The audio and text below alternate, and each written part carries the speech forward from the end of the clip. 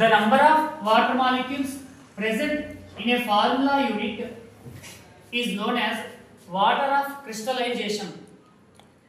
Students, మీకు ఇచ్చిన salt bottles పైన ఉన్న కెమికల్ నేమ్ మరియు ఫార్ములా చదవండి.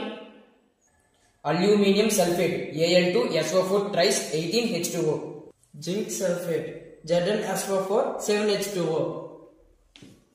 Calcium nitrate CaNO3 twice 4H2O.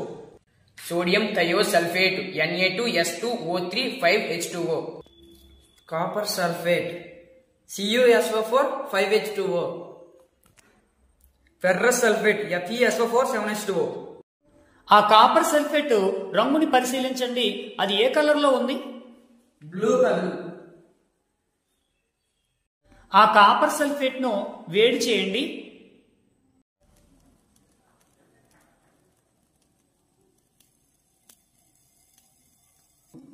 ఆ కాపర్ సల్ఫేట్ వేడెక్కుతూ ఉన్నప్పుడు పరీక్షణానిక లోపలి గోడల దగ్గర మీరేం అబ్జర్వ్ చేశారు?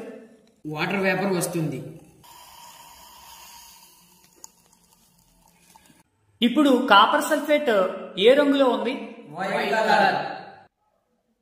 ఈ ప్రయోగంలో మీరేం గమనించారు? కాపర్ సల్ఫేట్ రంగును కోల్పోయింది.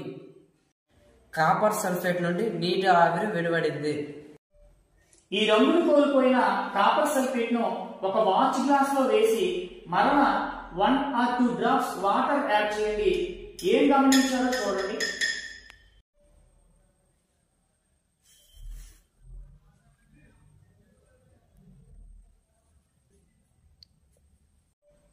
ఇప్పుడు మీరేం అబ్జర్వ్ చేశారు?